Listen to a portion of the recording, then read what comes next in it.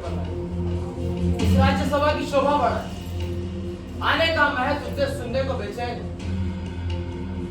सम्राट दुर्योधन, पांडवों ने 12 वर्ष का वनवास और 1 वर्ष का अज्ञातवास पूर्ण किया है।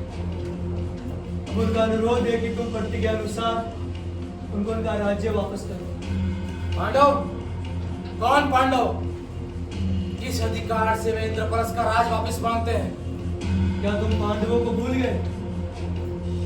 शकुनी के पासों से तुमने छल करके पांडवों के राज्य का हस्तगत किया। अब वही राज्य उन्हें वापस मिलना चाहिए दुर्योधन। आप भूल रहे हैं द्वारकाधीश, पिताजी मेरे बचपन में भूल से बंटवारा राज का कर दिया। सिंहासन का उत्तराधिकारी मैं बनना चाहा था, युधिष्ठिर नहीं। जब मुझे होश हुआ तो मैंने अपना अधिकार वापस कर लिया। गुरुराज, तुम भूलते हो, राजा पांडु के बाद उनके ज्येष्ठ पुत्र युधिष्ठिर को ही हस्तिनापुर का सिंहासन मिलना चाहिए था। परंतु युधिष्ठिर की आयु कम थी, इसलिए राज्य की देख रेख पांडु के भाई तुम्हारे पिता श्री धृतराष्ट्र करने लगे। समय बीतता गया और बीतते समय के साथ साथ तुमने झगड़ा शुरू किया। तुम्हारे झगड़े को देखते हुए महाराज धृतराष्ट्र ने हस्तिनापुर का सिंहासन तुम्हें सौंप दिया और पांडवों को मिला खांडव का वनभाग। परंतु पांडवों ने अपने इस खांडव के वनभाग में अपने विक्रम से इंद्रप्रस्थ की रचना की। अब क्या वही राज्य उन्हें वापस नहीं मिलना चाहिए दुर्योधन? मैं पूछता हूँ कि हस्तिनापुर की गद्दी मुझे मिली क्यों? क्योंकि न्याय मेरे पक्ष में था। महाराज धृतराष्ट्र, अब आप ही बताइए कि कौन सत्य बोल रहा है, मैं या गुरुराज दुर्योधन? द्वारकाधीश सर्वथा सत्य कह रहे हैं पुत्र। बिल्कुल गलत। श्री कृष्ण तो पांडवों का पक्ष लेते हैं। तुम झूठ बोलते हो दुर्योधन। याद नहीं वो समय जब तुम और अर्जुन एक साथ एक समय मेरे पास भावी युद्ध की सहायता मांगने आए थे? तुम्हारे कहने पर मैं तुम्हें यादवों की सेना दे चुका हूँ, क्योंकि तुमने मुझे निशस्त्र समझ के मेरा कोई उपयोग नहीं समझा, इसलिए अर्जुन ने मुझे अपने पक्ष में ले लिया। अगर मैं पांडवों का पक्ष लेता तो तुम्हें यादवों की आदि सेना कभी नहीं देता। मैं युद्ध किए बिना सुई की नोक के बराबर जमीन पांडवों को नहीं दूंगा, ये मेरा निश्चय है। तुम्हारा निश्चय गलत है दुर्योधन। मैं जानता हूं कि तुम्हें मंत्रणा देने वाला कौन है। कौन है? शकुनी। परंतु तुम शकुनी को पहचान नहीं सके। कुरुवंश में आग लगाकर ये आनंद उठाना चाहता है। समस्त कौरव और पांडव लड़कर नष्ट हो जाए, यही तो उसकी इच्छा है। श्री कृष्ण, मैं तो भगवती का भक्त हूँ, आप मुझ पर सारा दोष क्यों डाल रहे हैं? धर्मराज, सम्राट दुर्योधन, अगर आप कहें तो मैं आज ही गांधार देश लौट जाऊं। बिल्कुल नहीं। शकुनी, तुम कृष्ण की आंखों में धूल नहीं झोंक सकते।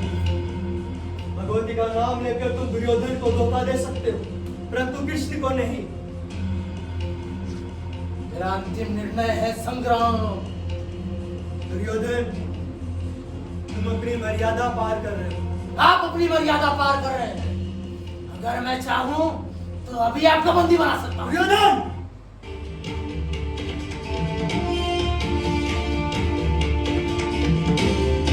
आज तक मेरी हर गलती को मैं समझकर क्षमा करता रहा कि तू भी बच्चा है, नादान है, अबोध और मूर्ख है, परंतु आज तूने साबित कर दिया कि तू बच्चा नहीं बल्कि एक कीर्तिमान दुराचारी और वो गंभीर मनुष्य है जो सत्ता के पद पर यह भूल गया कि तुझे मनुष्य बनाया किसने। तूने मुझे नहीं जाना दुर्योधन, तूने कृष्ण को नहीं पहचाना, परंतु आज अपनी आंखें खोल और मुझे पहचान। मैं कृष्ण हूँ जो बनाता है और मिटाता है। मैं ही विजय का मूलभूत आधार हूँ। मैं वो हूँ जिसके प्रेम को पूरा संसार तरसता है और इसका आक्रोशपूर्ण व्यवहार से समस्त ब्रह्मांड कांपता है। मैं ही मृत्यु हूँ, मैं ही जीवन हूँ, मैं ही अनादि हूँ, इसलिए मैं था, मैं हूँ और मैं सदैव रहूंगा। परंतु याद रख दुर्योधन, मैं सदैव तेरे मूल का कारण बनूंगा।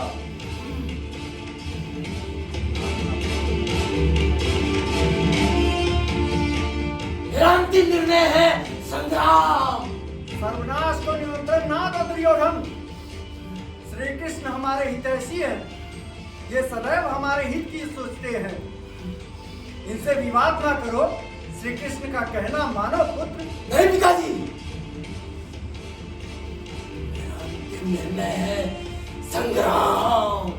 मैं ये सब सहन नहीं कर सकता, कोई यहाँ से मुझे ले चलो।